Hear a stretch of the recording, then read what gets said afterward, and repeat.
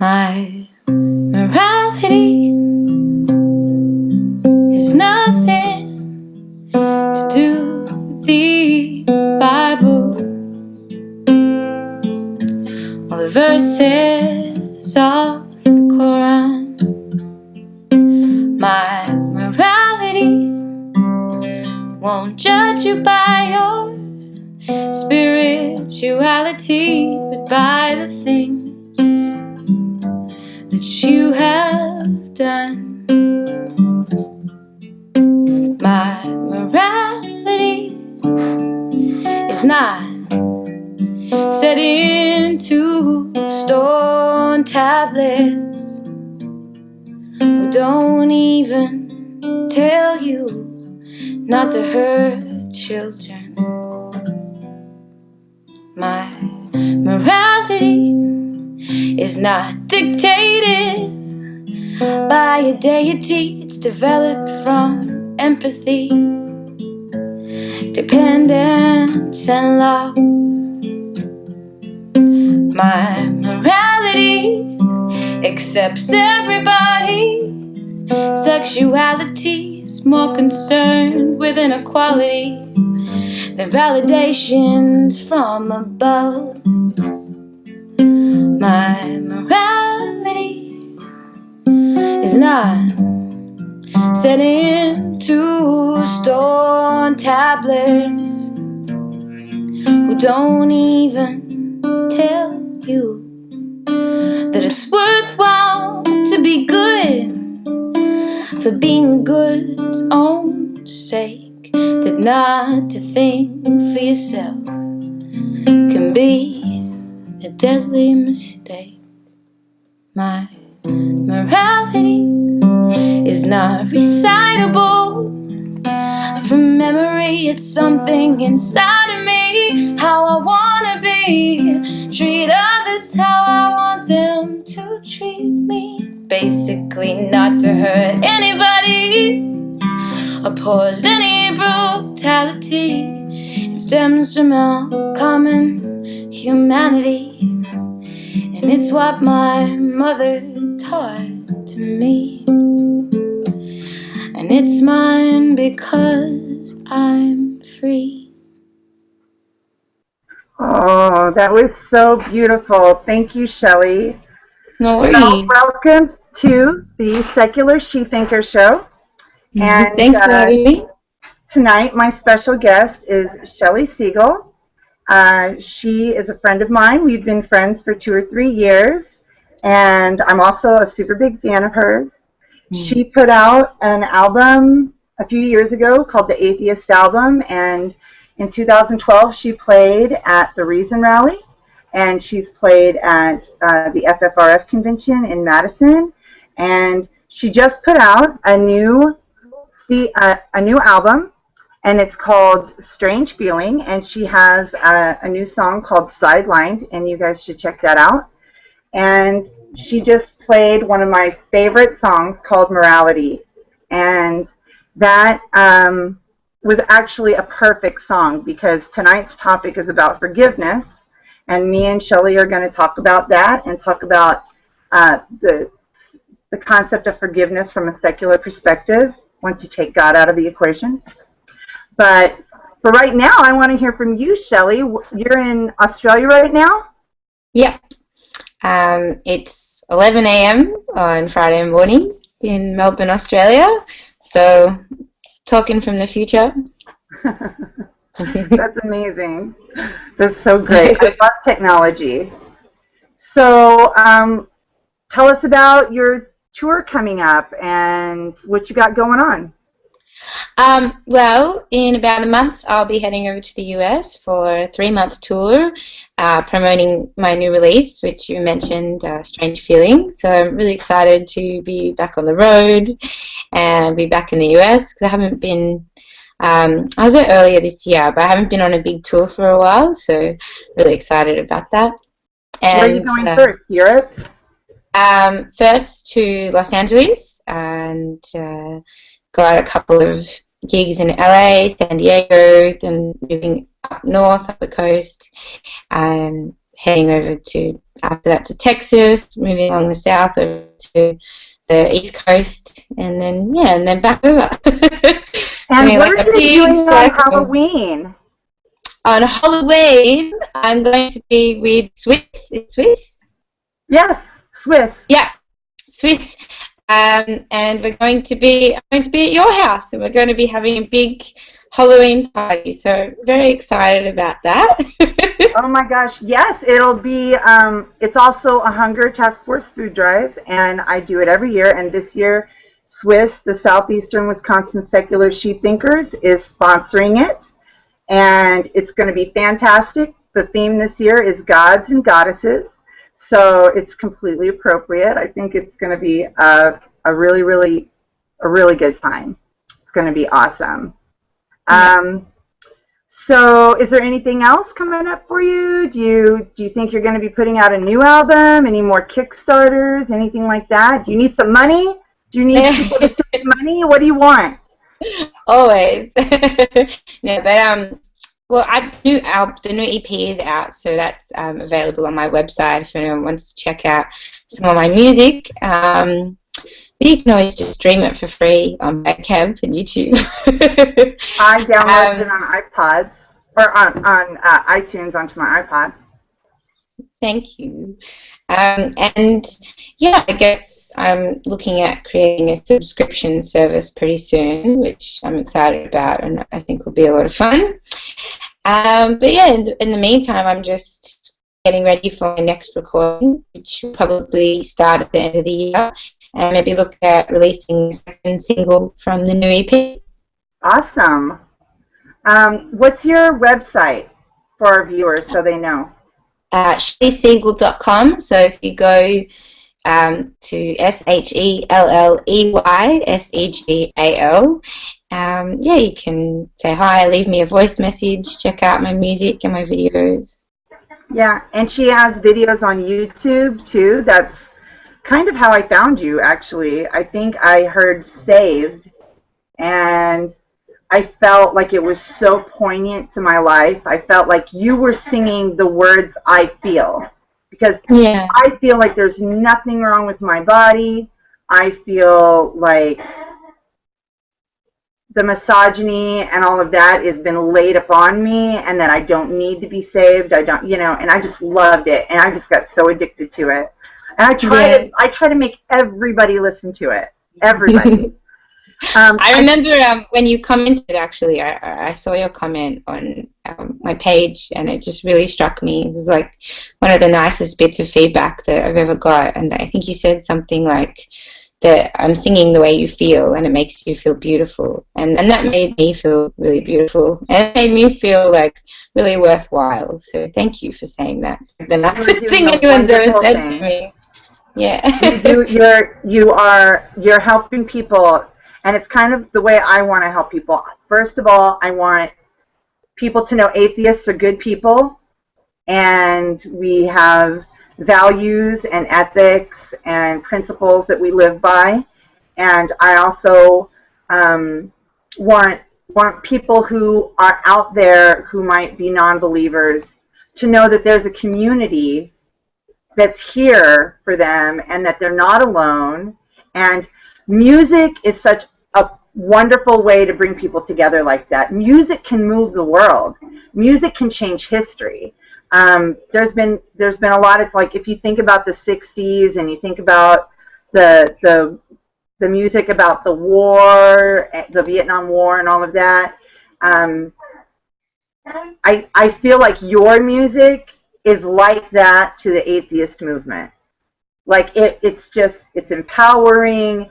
It explains the way we feel. It explains your point of view as a woman. And since I'm a feminist, and the Southeastern Wisconsin Secular She Thinker group is a group that tries to focus on secular women's issues, it couldn't be any more perfect to have you and your CD and your music to carry us through. So I'm really happy about that. Can I ask you a question? I was looking on your website, and I saw something interesting. It was called the Sounds of Freedom competition. What was that? That was really awesome. There's a group in the UK called One Law for All, and their spokesperson is Mariam Namazi, who is a fantastic secular advocate and activist, and she's an incredible speaker. She's moved from Iran to the UK, and she also is the spokesperson for the Council of Ex-Muslims of Britain. So she does a lot of work defending the rights of women, children, and men who are living under oppressive religious communities and rules.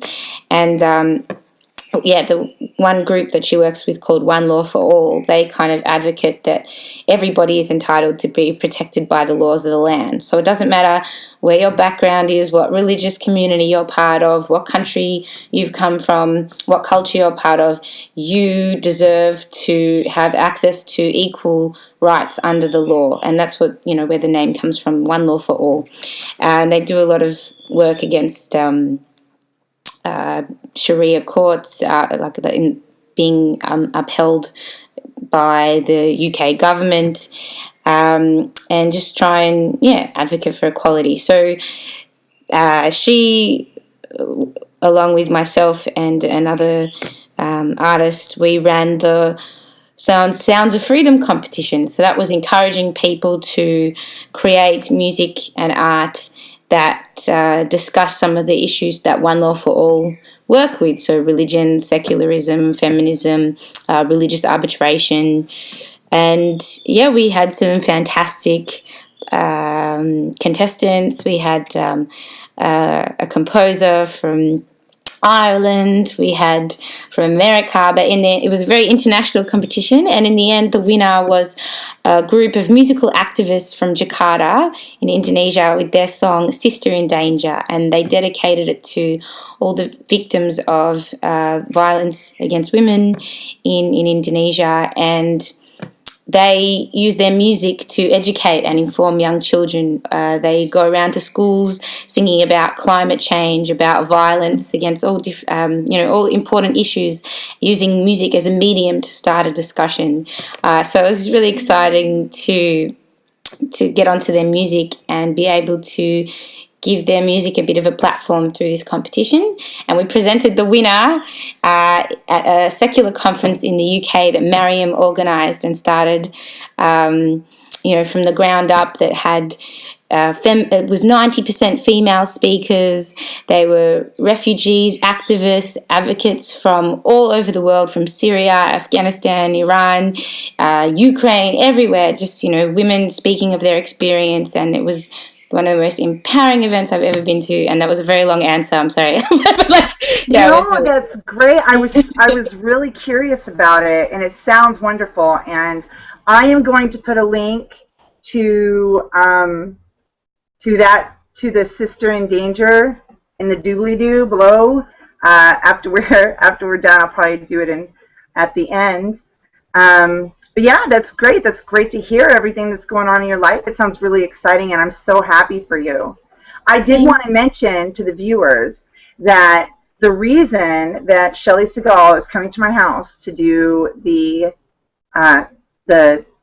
house party for me is because she had a Kickstarter fund for her new album and her new song Sidelined. And I don't know, it was like $10 gets you a hat, $15 gets you a t-shirt. Well, $1,000 gets you a house party. And that is a deal I could not turn down. So it was like, shut up and take my money. So if you guys ever want, I hope she has a Kickstarter again, and I hope you guys donate, and I hope that you help make her dreams a success and let her come and share the message with you and your friends, and do I would do anything to help your career, Shelley. Anything. Thank you. Thanks, Fredo. I gave you a chance to plug your album and your website and all of that. I wanted to mention that The Secular She Thinker is brought to you by SecularTv, and I really appreciate them giving me the opportunity to make these videos and give me a platform to spread my message. Sometimes people don't like it, sometimes they do, but that's just the way it goes. And tonight's topic is forgiveness. So let's get to the topic tonight. I wrote a blog about forgiveness, and one of the first things that I did in the blog is I defined forgiveness. And I defined forgiveness by what the American Psychological Association defined it as. It's the intentional and voluntary process by which a victim undergoes a change in feeling and attitude regarding an offense. Lets go of negative emotions such as vengefulness with an increased ability to wish the offender well. Okay? So that's three things. That means I can choose my feelings toward a person, and I can choose my actions toward a person, and I can choose to treat them with kindness or, at least tolerance after the fact. Well, that sounds like a really good deal for the offender, and it sounds like a lot of work for the person doing the forgiving, and I started thinking about it. And what made me start thinking about this was the Duggar situation. Are you familiar with that, Shelley? Yeah. It's the Josh Duggar from 19 Kids and Counting. He's the oldest son, and he molested 4 of his sisters and a babysitter. He started when he was 14, and he went to his parents eventually for help and said that he was sorry and he felt really remorseful. And this was right after he first did it. And what he was doing was feeling on his sisters when they were asleep. That's basically what he said he did. Whether that's totally true or not, we'll never know.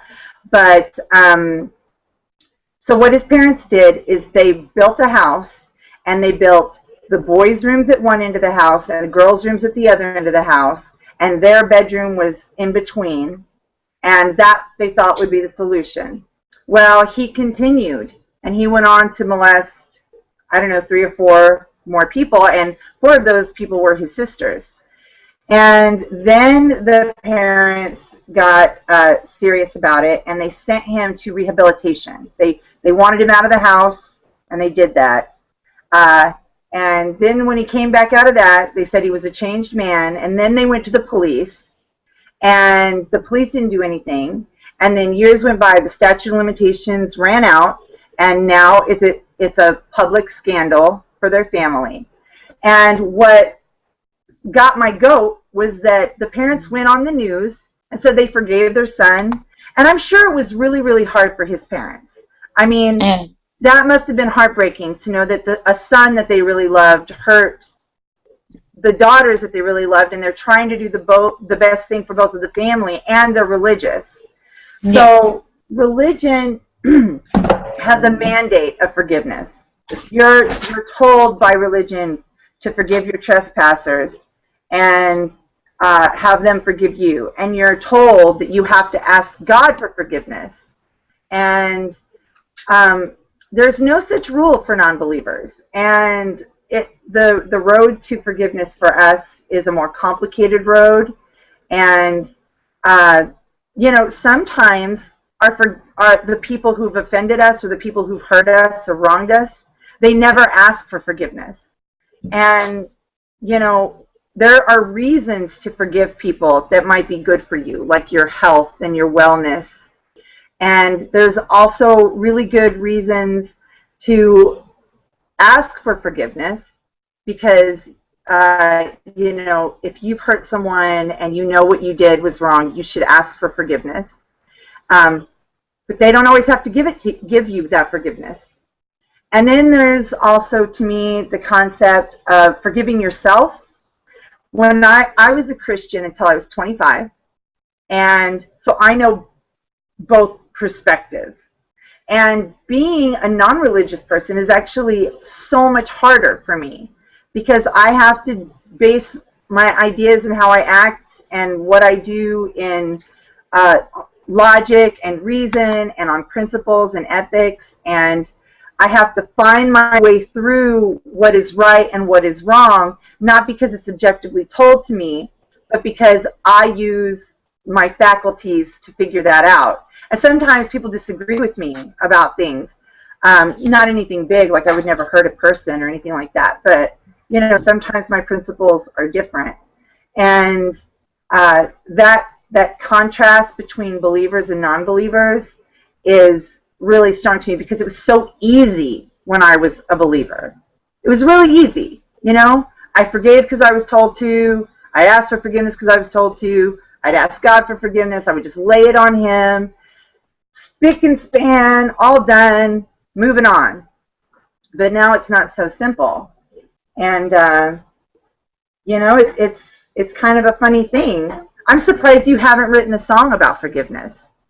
I think it's a really interesting topic, and I think, there's really good, interesting differences between that concept from a religious perspective and from a non-religious perspective, and then also, between the different religions. Like, I think about, my background was from Jewish tradition, and that may be why I haven't felt so strongly with the theme of forgiveness as I have with other themes, because I feel like there's a big difference in those concepts between Judaism and Christianity. For example, in Judaism, there's no hell. So there's no, we definitely ask, there's sin and there's things that you can do against God, and you can be, deserving of punishment. But it's never, if you do this, you need to be forgiven. Otherwise, you will go to hell and you are deserving of eternal damnation. So there's never this, constant battle to be on the clean slate. So I think that does something to your psyche that is unique and I think quite damaging. But it's not something that I've had to live through. If I think off the top of my head, back to some concepts of forgiveness through Judaism, I know that you're supposed to ask someone for forgiveness 3 times if you've done something wrong to them. And as long as you apologize to them genuinely and ask for forgiveness 3 times, then you are absolved. You've made the effort towards reparations. And if they haven't forgiven you, that's, their problem. Is, I think, very, from a layman's perspective, that was my understanding of it. And, yes. And the other thing is, so the holiest day in Judaism of the year is Yom Kippur, and that is about atonement for your sins and asking God for forgiveness. And that is the day that it's written whether or not your name is in the book of life or not. So, you need to really, really repent and for all your sins. And we used to have this process that I remember doing every year as a kid, and you would fast for the whole day. It was a 25-hour fast. You weren't even allowed to drink water unless you were sick or something. Then you could drink or eat. But and I remember as a kid, taking that responsibility very seriously. I'm not going to drink and I'm not going to eat, and I'm going to fast and think about what I've done wrong and apologize and repent to God. And then you go to synagogue, and it's quite a long service, very intense, the most intense and holy day of the year. And then what you do is you do a service called tashlich. I'm not sure exactly what that translates to, but we used to take some breadcrumbs that would represent our sins, and we would put them in our pockets, and we would walk from the synagogue down to absolvance, repentance, yeah.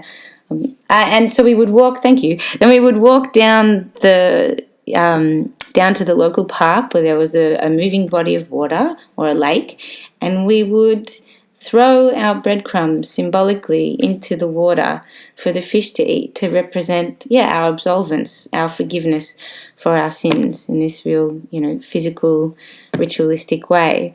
And I used to think, well, what about the fish? And what about if the and is that it's a bit of poking fun, but you're adding sin into the ecosystem. Really, it's a build-up of bioaccumulation of sin into the ecosystem. Who eats the fish? And no, but it was symbolic, a symbolic act. Well, that's actually kind of beautiful, and it reminds me of something that I'm going to be writing about. Um, I think religion has co-opted rituals. You know, they kind of hijack that. And I think rituals are kind of a really good thing, whether you're religious or not. There's plenty of opportunities to have rituals to celebrate the birth of a child, or to celebrate a marriage, or uh, to a funeral. You know, there's plenty of times when um, secular people might benefit from having a shared experience that we all do. And there's no dogma in secularism or in atheism, and the only thing that unites us is that we don't believe in God. But I don't think that that necessarily means that there can't be certain, like a deconversion ceremony. I think I have a friend, Angie, and she told me about how they did this fun thing where they blew a hair dryer on you to dry you off, to unbaptize you. Yeah. So yeah, but that's a very interesting thing. I wanted to ask you a kind of a personal question about forgiveness. Have you ever had a circumstance or a time in your life where someone did something to you where you struggled with forgiveness and forgiving them? And did you get there? How did you get there? How does that work for you as a secular woman?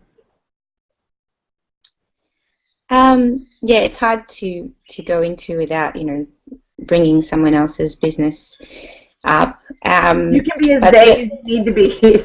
yeah. One thing that's kind of recurred in my life is someone in my family who made choices for them, that directed their path in life that I felt affected me, and I I always found it a bit hurtful, and I found it affected my ability to connect to that person.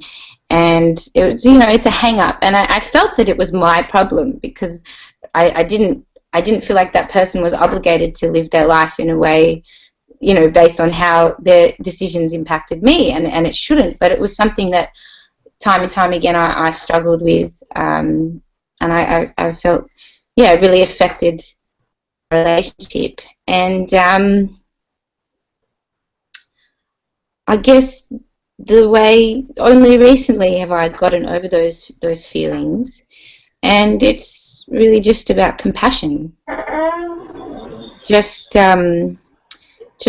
truly understanding that their path is for them, and it's not for me, and trying to and spending time with them and seeing how their choices and their decisions have played out for them, and the impact and the good that they were able to achieve through those choices, and taking myself out of my own narrative, and looking at the bigger picture, and compassion, and actually that's something that person talks a lot about, and it was that person sharing their ideas of compassion with me that helped me to overcome my own hang-ups about how their actions had affected me. Yeah. I don't know if that makes sense because it's so vague. No, it completely does. There is a part in the blog that I wrote about forgiveness, about how sometimes forgiveness can happen instantly as soon as you put yourself in another person's shoes. When you try to think about why they did what they did, or what their goals or motivations were, that doesn't always mean they're malevolent or bad just because they're different than yours or they affect you in a negative way. It might have been thoughtless, it might have been careless, it might even have been intentional. But if you can think about it from their perspective, and I use the word empathy, but compassion is just as good of a word. And I completely agree with you about that. Yeah. And I'm just going to do a quick aside here. Earlier, you heard a man's voice, that was Sydney, and he's here to help us with sound issues, but he's free to chime in anytime he wants. Hi, Sydney. Are you there? Yep. Hello. Hi. Okay. Hi. I just didn't want anybody to wonder who the dude's voice was. The voice of God. I think very highly of him, but I only call him God sometimes. I wanted to say before as well, I really agree with you about what you were talking about with ritual. I think, we agree on the ritual thing. We should come up with one. We should come up with one for something. I have a song that's kind of about that idea and about rituals and the way that they can connect us to the past and give us a sense of meaning and also a sense of connection to the future. It's called Little March. I don't know if you heard that song, but can you give us some of that? Yeah, I usually play it with my dad because he's very much involved in the Jewish community, and we have this appreciation for shared experience and the power of shared experience, which I think has a lot to do with music as well, and what it means to go and hear your favorite band and hear a song that you love and know that the way you remembered feeling.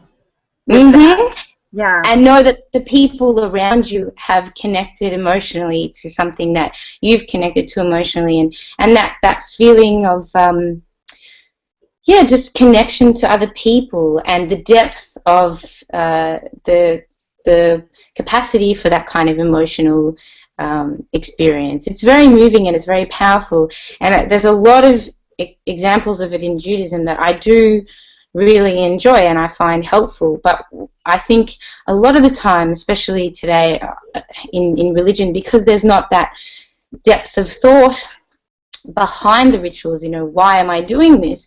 I'm doing this because I've been told that this is what I should do, and I think it takes away from that power and it takes away from that capacity for that depth of emotional experience and that focus on what you're doing. I think when there's a lack of thought behind it, it can be range from not effective to actually harmful. And I find the idea of having something there that you can fall back on when you don't know how to behave, when you're a bit lost, you're a bit scared, you're a bit uncertain in a difficult period. If you've got some behavior that you've come up with, that you've decided is representative of your values or your strengths or a particular approach to life that you think is meaningful and valid, if you've created some kind of structure and framework for yourself to behave according to those values to guide you when you are through a difficult time, I think that's a beautiful idea. And I think it would take a lot of work, and it would be something that religion purports to be, and maybe in some instances is, but often not the case. I would agree with that. Do you want to play some of that song for us? Can you say the name of it again? Yeah, it's called Little March. So it's I'm telling the story about another ritual in Romania. It's a Romanian folk custom, and it's one of the oldest rituals that still exists today. It's 8,000 years old, and it's called the Marțișor, which means Little March, and it's on the first day of March, the first day of spring, and everybody gives the women these little trinkets. They're like a bow made of an intertwined red and white thread that represents the changing of the seasons. And, women are a symbol of fertility, and spring is the symbol of fertility. So, they're giving these little trinkets to people that they love. And the ritual started as rocks. People used to bring women in their lives rocks, and then that evolved, and now it's quite artistic. People create their own little marțișors. That's the name of the trinket, or they, they're these quite intricate little presents that people are bringing to each other. And my friend I have a friend in Romania who was telling me about this custom, and he remembers being at school and all the kids giving their teachers these little trinkets, and they would pin them on their shirts, and that they didn't even have enough room. The shirts were covered from all these presents from their students. And just that imagery, it was so powerful to me, this idea that like for thousands and thousands of years people can do the same thing, and it's a time that's familiar and warm and connects people over generations. So that's what this song is about. And I also talk a little bit when I play about my idea of ritual and its capacity for helping us. So this is called Little March.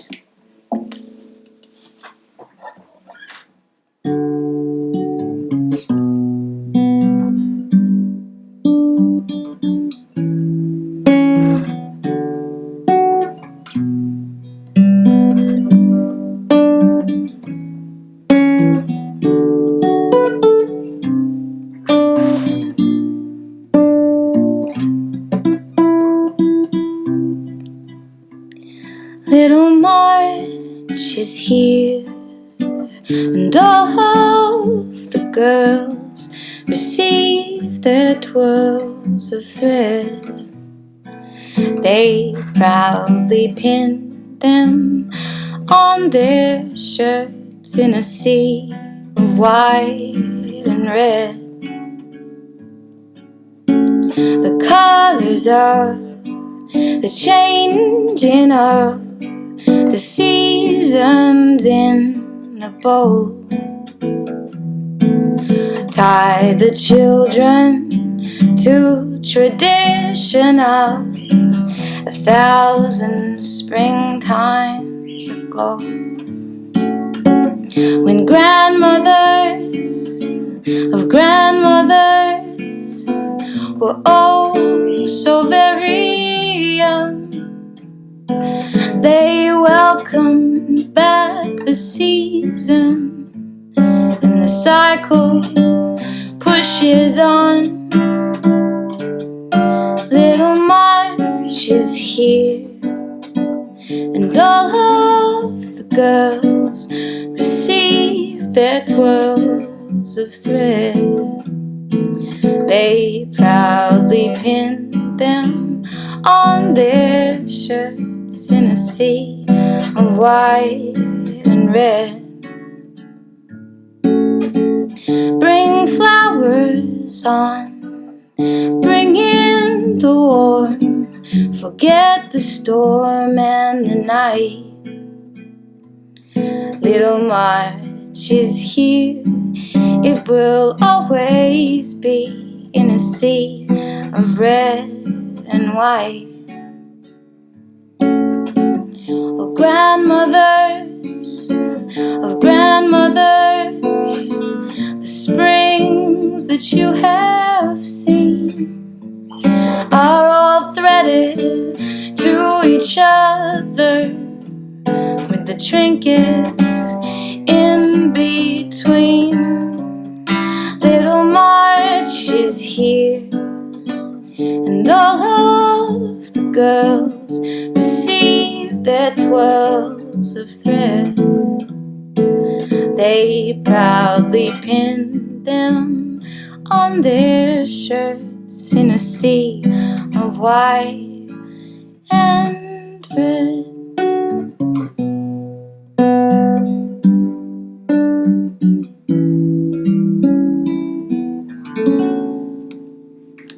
Love, love, love. Yay. Oh, cool. Okay. You know what it reminds me of?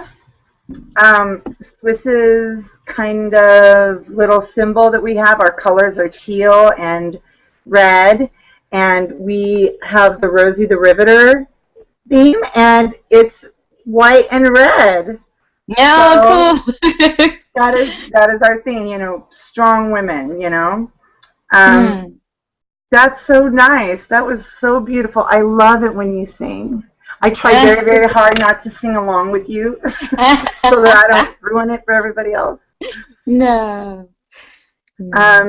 Okay, so there was, in my blog, I put a quote in here from Malcolm X, and the background of why I felt to put this in is because um, sometimes when someone does something to you and they say they're sorry, it doesn't mean anything. You know, it's empty. And like you said, in Judaism, they ask 3 times and they have to be sincere and they mean it or whatever. And even in religion, you're supposed to mean it when you repent. You know, you're not supposed to just keep doing it and doing it and doing it. But sometimes apologies can ring hollow. And this quote from Malcolm X says, "If you stick a knife in my back 9 inches and pull it out 6 inches, there is no progress. If you pull it out all the way, that is that is not progress. Progress is healing the wound that the blow made." So when you ask for forgiveness from someone, it's not just about saying the words, it's about healing the damage that you caused. Because if you really mean it, you really do want to undo the damage that you did. So, yeah, I think about that. And I think about how when you ask for forgiveness, you can't expect to get it in return. That shouldn't be your motivation for asking for forgiveness. It should be to heal the wound that you caused. And if you get that forgiveness, that's a really wonderful gift that you've been given, and you should treasure that. But yeah, that's a big part of forgiveness that I think. Do you ever think about that? Yeah, I haven't really thought about it in those words, and it's beautiful words, maybe in a different way. Like, yeah, you know, it's with the intention of improving yourself. You know, it's not just enough to say, you know, I feel sometimes when I do something wrong and I apologize to someone, yeah, it's not enough to just apologize, but to recognize what was wrong in your behavior and try to implement ways to prevent it from happening again. And about building your own character, because when you realize that you've done something wrong and you don't want to do it again, you want to make yourself a better person, and it helps you improve your character, and that should be a goal all of us have, you know. Yeah. I think it's a really worthwhile goal to have.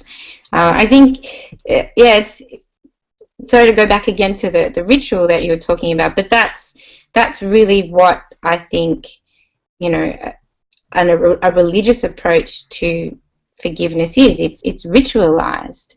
It's giving us this pathway to achieve forgiveness, and it's not necessarily looking at all of the elements all the other elements that are involved, and in some ways that can be really, really helpful and make the process of what you're talking easier. You know, well, if I've done something wrong, I pray to God and I'm forgiven, and then my slate is clean, and then, you know, so it's making it easier for your mind, and it's ritualized. But that doesn't yeah, make it's not it really actually allowing work for you. It doesn't Your allow character for might not build that way because it's just too easy.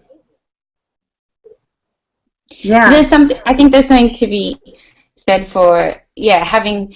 I can understand why that's appealing. That, you know, because you struggle within yourself to forgive yourself for your faults and for, you know, your weaknesses, and the idea of someone outside, someone externally being able to take those sins away from you, being able to take and accept your weaknesses and just, you know, wipe the slate clean. You have a new chance. I think just that idea that you have the ability to start fresh is so empowering and so, you know, such a positive way of thinking. It allows you that freedom from the rumination of, oh, I did this, I did this, I did this. It allows you a way to break that cycle and say, I am fresh, I am new, I am forgiven, I can do better today. And I think if you can provide that for yourself, that's very empowering. But I understand the appeal for someone who can do that for you, you know, something external. Do you think forgiveness is a virtue?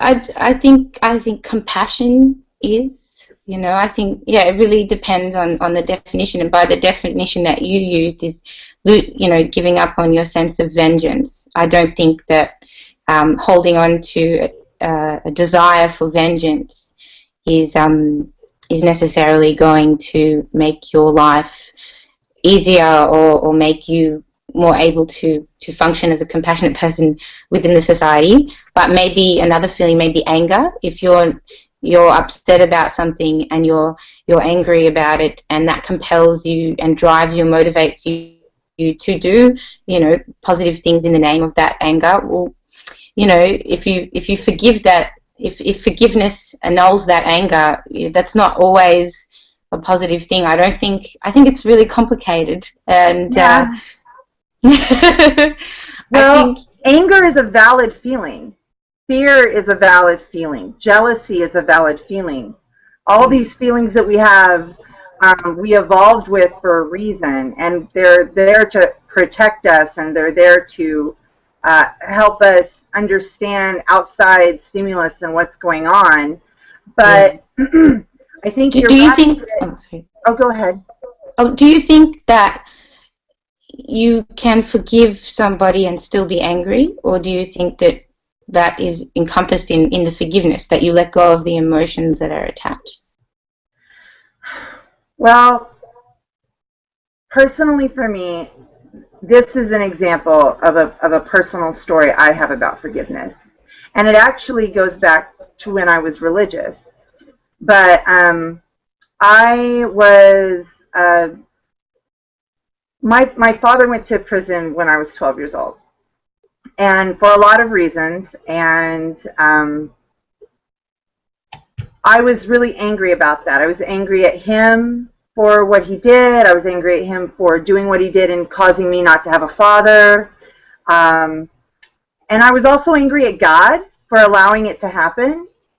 And when I would ask the preacher or the priest or the nun or whoever, they would usually give me an answer like, well, it's God's will, or God has a plan. And I would think, I don't know if I always would say, but I would definitely think, well, that is a fucked up thing for God to do to a child for his grand plan. If I have better morals than God, what kind of God is that? I was very angry about it. Well, one night I had a dream, and in my dream, I was in my room as a child, and I was packing to leave, and I was just throwing everything on a bed, and I was going to pick up the blanket and carry it out with everything in it. And in my dream, I heard my father coming, and I felt the fear and the anxiety that I always felt when I heard him walking through the house toward me. And my brother was in the room, one of my brothers. And my dad came in my dream and started doing his normal thing, knocking me around, choking me, whatever, saying, you're not going to leave, you're not going to leave. And then my brother came over to my dad in my dream, and I put my hands on my dad, and my brother put my hands on my dad, and we prayed that God would forgive him for what he has done. And in my dream, I forgave him. And then when I woke up and I remembered the dream, I really did forgive him, you know? Since then, I have found ways to rationalize that forgiveness that maybe I couldn't have before. Like, my dad had a mental illness, and it was in the 80s when maybe there wasn't a lot of health care or a help that he could have reached out for. And it was a time when we were poor, and that was a huge stress on him, I'm sure, with so many children. And also, it was kind of a time where you minded your own business. People didn't really interfere with families, and abuse could go on for a long time and never be dealt with. And I was kind of on the cusp of that time where it was mind your own business, but then also it takes a village to raise a child. And I'm kind of a success story in a way because I survived. And some people don't survive what I went through. I didn't survive without scars, but when it goes back to your original question of can you forgive someone and still be angry at them, I guess I do have some residual anger, and I definitely feel it more so around holiday times or like Father's Day, times when I'm reminded of what I missed out on, or times when I'm reminded of what happened. I'm hypersensitive to children being abused, and it triggers things in me, and um, things like that. But I I have found a way to forgiveness with him, and I'm not really angry, but I want no relationship with him. And I don't think forgiveness always means letting a person who has potential to harm you to continue to harm you. I mean, everybody makes mistakes, and you can give and everybody acts out, and everybody yells sometimes, and everybody gets angry sometimes, and that's all really forgivable and stuff. But when someone actually is physically harming you, or a detriment to your life, or a threat to your life, there's no reason why you have to let that threat in.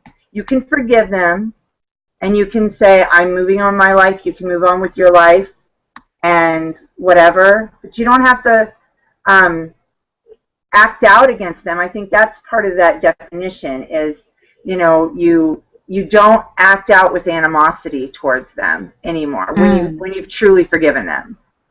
So yeah, I do think about that. So I don't think that forgiveness is a virtue in the religious way, but I think it takes a lot of bravery to ask for forgiveness, and I think it takes a lot of strength to forgive someone. And um, that doesn't mean you have to completely put it out of your mind and forget about what happened or anything like that. But my husband told me something right after we first started going out, and he really likes anime and Japanese stuff and Transformers and all of that. And he said to me that in the Japanese culture, there's a concept of there's no such thing as good and evil. It's just different perspectives. And I think about that a lot. And I think about that when, and maybe to my detriment sometimes. Sometimes I give people too much of the benefit of the doubt. But I think that, yeah, there's two sides of every story. There's different perspectives. There's mine, there's yours, there's your background and where you come from, and me too. And if we could communicate that together, we could probably enrich each other's lives. But not everybody's a very good communicator. Not everybody can verbalize their emotions and their feelings. So Mm. yeah, it takes strength and bravery to do those things and to get over those obstacles and to see another person's point of view, because once you can empathize and identify with them, sometimes it's over. Forgiveness has happened, and it's done, and it can be that easy. Um, and probably, since we're going to be running out of time soon, the a lot of the blog talks about the health benefits of forgiving, and how getting that guilt off of you and that stress off of you, and accepting it and moving on and letting it help you grow as a person is all a really good thing. The last thing that I wanted to talk about with you is, have you ever had a situation in your life where you had trouble forgiving yourself for something that you've done? Um, I can give you an example of mine. One of my sisters and I were pretty close in age, and she's much, much more beautiful than me. She's much, much smarter than me. She Not possible. fell in love with her high school sweetheart.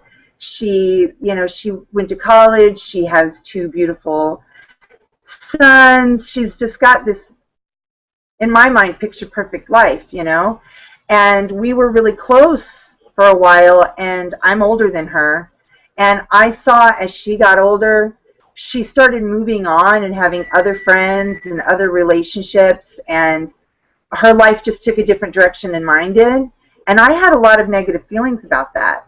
I couldn't really recognize it at the time, but it was competition and jealousy, and I felt left behind and hurt. But it took me a lot of time, many years, to be able to recognize where those negative feelings were, because I wanted to love her. I wanted to have fun with her and do fun things with her, but I would take things wrong and spoil occasions, and And then once I realized that I had done that to her, and that I had crossed lines that I never should have crossed, and I damaged our relationship in an maybe not permanent way, but in a serious way, it took me a long time to forgive myself for that. Mm. And I reached out to her and I tried to explain to her what I was going through. And she was so gracious, and we talk, and I love her and she loves me, but she's a little guarded with me about her sons, and she should be, probably, because I'm an emotional person and she remembers how I used to be. That was like 15 years ago, but still, it's still a residual effect. And, even now sometimes I think about how I acted and how ashamed I am of that. But part of it was when I was religious, and I almost felt entitled sometimes to act the way that I acted towards people. And now I'm not religious, and I have to try to find a way to move on and not let that hold me back, and not be afraid to still love people and to still let them be themselves, and to not try to hold on too tightly. So that's just Yeah. one instance where I did something really, really bad, and I had to find a way to forgive myself for it. Yeah. Thanks for sharing that. Yeah,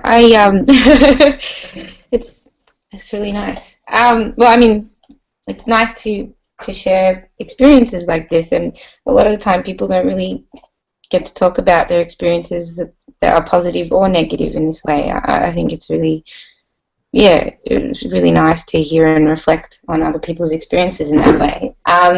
For me, I yeah, I had this friend who was not a very good friend to me.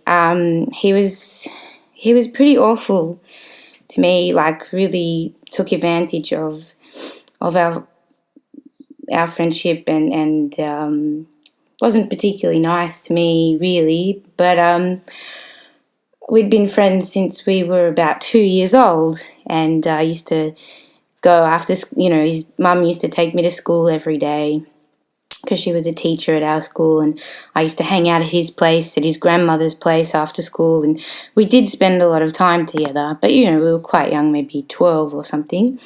And one time he called me. He said, "Oh, let's catch up, let's catch up." And I thought, "Oh, great," and I quickly got ready and went to meet him, and I was like rushing to go see him. And then he said, and then he called me. He's like, "Oh, no, I'm not coming. I'm going to see someone else now." And I was just so hurt and so upset.